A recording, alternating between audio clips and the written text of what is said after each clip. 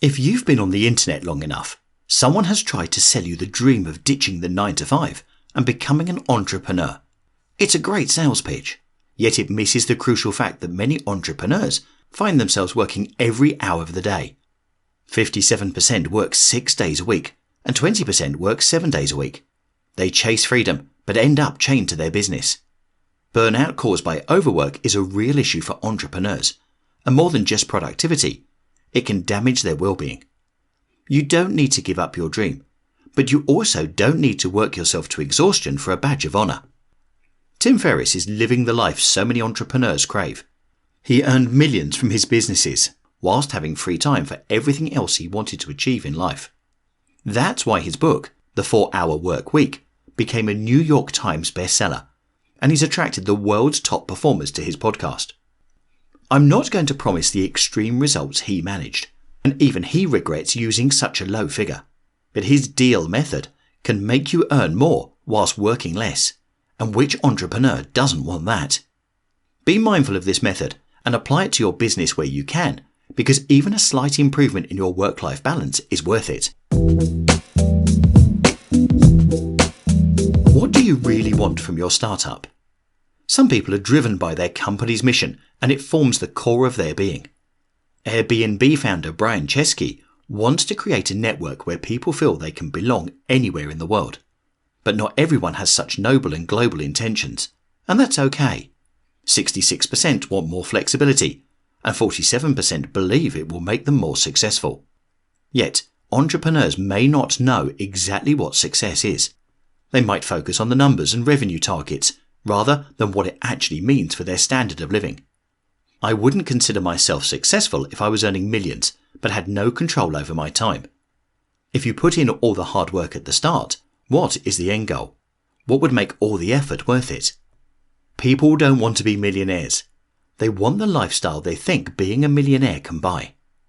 The less you want, the less you need to work.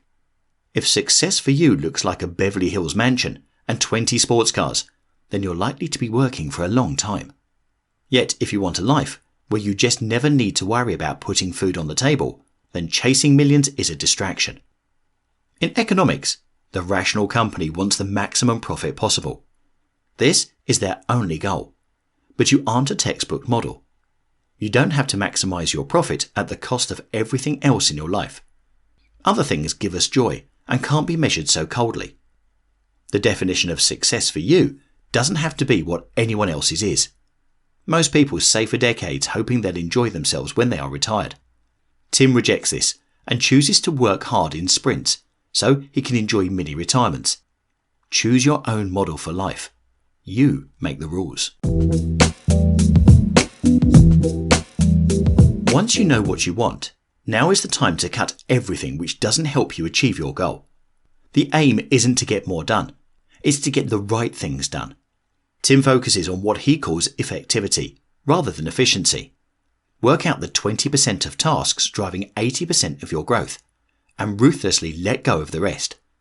You're wasting time whenever you tick off a business task that you don't enjoy, and it doesn't even make a difference to you reaching your goals.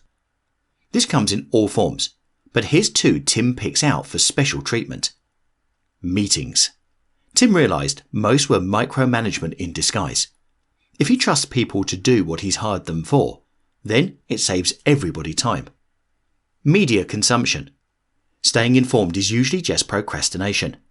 How much do you actually take in that is relevant to what you're trying to achieve? Tim recommends taking a media fast and relying on others to alert you of anything important. Parkinson's law states, work expands so as to fill the time available for its completion.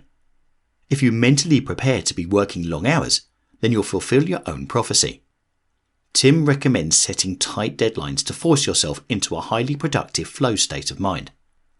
Another key aspect is not starting things that aren't worth finishing, such as spending time building an income that isn't scalable. I know an aspiring online entrepreneur who sold half-hour blocks of their time for $20. In the first month, they made an extra couple $100 and were pretty pleased with themselves. But it's a trap. As a model, you can only make as much money as the time you are willing to put in. On their to-do list was creating an online course. by failing to eliminate the instant but small win, they postponed the larger long-term prize. Yet, as a point of caution, don't cut out everything for the sake of productivity. Claudia Hammond made a brilliant point on Rangan Chatterjee's podcast. It's better to work longer hours, but enjoy casual chats with your colleagues or employees, than to halve your time, but be miserable the whole time. Becoming a machine won't make you happy, so beware of cutting the small things that brighten up your day. Now we need to make the remaining tasks take up as little of your time as possible. The struggle is surrendering your old methods which are time-consuming, but you know they work. Letting go allows you to either delegate or automate, but keep in mind, never automate something that can be eliminated, and never delegate something that can be automated or streamlined. I set up an auto response on emails answering common questions and being firm on my boundaries. Many people buy the idea that persistence is key to making connections and will keep messaging you unless you clearly say no. This simple 5-minute exercise saves me from replying to messages which steal my time. A little bit of time spent Googling how to save time on different tasks could save you a lot of time in the long run. There's an app for almost everything now, and as companies begin to compete more on customer experience, there's never been a better time to find solutions. Entrepreneurs with significantly busier schedules may need to invest in staff. Virtual assistants are surprisingly cheap and can take away low-value tasks from you to free you up for high-value tasks. The hardest part is letting go of micromanaging the assistants and learning to trust them. Tim Ferriss talked about this on his podcast with personal finance guru Ramit Sethi. Ramit has a Google document with all of his preferences and says it's the best decision he's ever made. Specificity is crucial because you aren't sacrificing having everything the way you want it to be, but still gaining time. It's often a path of less resistance to just spend time doing things the way you've always done it. But then in 10 years' time, you'll still be doing it the same way. Those who are adaptable can keep reducing the hours they need to work for the same results. Even if you've done the first 3 steps, you may feel tethered to the hamster wheel. You probably can't remember a time when you haven't been busy. It can be hard to adjust to the life you've tried so hard to earn. Snap out of it. There's more to life than your startup, and now you can spend your time in the areas of your life you've neglected. I love this quote by a man who climbed higher than most entrepreneurs ever will. Imagine life as a game in which you are juggling some 5 balls in the air.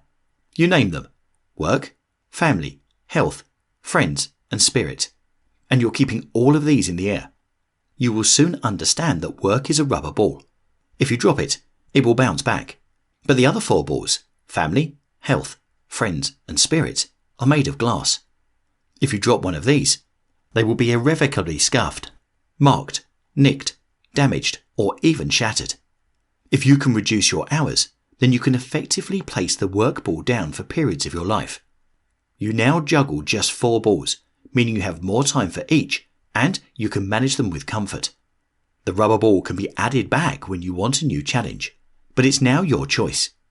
With your newfound time, you can attend all the events for your kids, or make time to get yourself in top shape. You can do whatever it is that's your version of a successful life. Tim travelled the world, made a podcast, and dived into martial arts. What dream did you define?